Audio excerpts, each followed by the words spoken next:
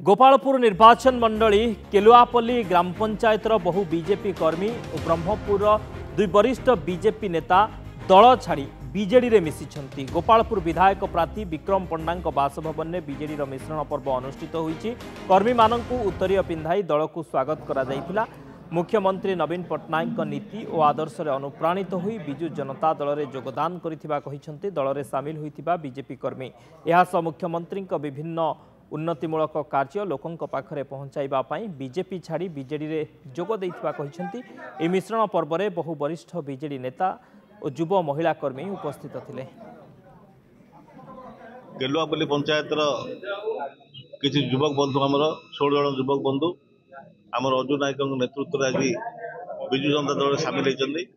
से बीजेपी को परित्याग कर चलित निर्वाचन में विजु जनता दल काम करेंगे।